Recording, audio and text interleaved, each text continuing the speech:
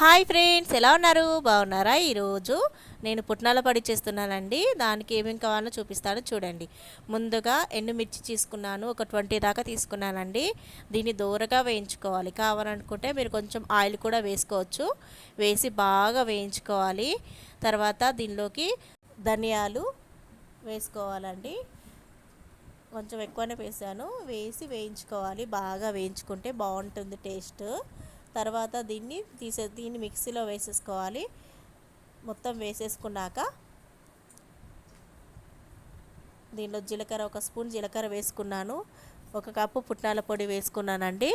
తర్వాత సరిపడంత సాల్ట్ వేసుకొని దీన్ని మిక్స్ పట్టేసుకోవాలి. చాలా బాగుంటుంది. మెత్తని పేస్ట్ లాగా చేసుకోవాలి.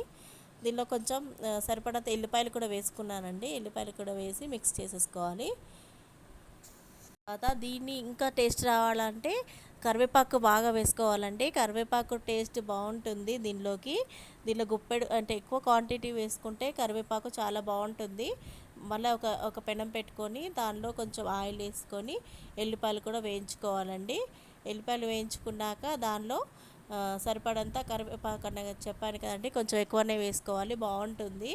దీన్ని దోరగా వేయించుకోవాలి. ఇది బాగా వేగాక దీనిలోకి ఈ మిక్స్ పట్టిన పుట్నాల పొడి ఉంది కదండి, అది కూడా వేసేసుకొని కొంచెం సేపు వేయించుకోవాలండి.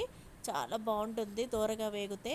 తర్వాత దీన్ని ఇలాగే తినొచ్చు, కావాలనుకుంటే మిక్స్ కూడా చేసుకోవచ్చండి. చాలా బాగుంటుంది. దీన్ని మనము దోశలు చేసుకున్నప్పుడు దానిలో వేసుకోవచ్చు. ఇంట్లో కూరగాయలు లేనప్పుడు, నోరు టేస్ట్ లేనప్పుడు ఇంట్లోనే పుట్నాల పొడిలోకి నెయ్యి వేసుకొని కలుపుకొని తినండి. చాలా టేస్టీగా ఉంటుంది. ఒక్కసారి చేసుకోండి. దీన్ని ఇలా స్టోర్ చేసుకొని ఫ్రిడ్జ్లో పెట్టేసుకోవచ్చు. ఒక 1 మంత్ దాకా ఉంటుందండి. చాలా టేస్టీగా ఉంటుంది. చూడండి, దోశల పెనం మీద దోశ వేసాను, దానిలో ఈ పొడి వేసేసుకోవాలి. చాలా బాగుంటుంది.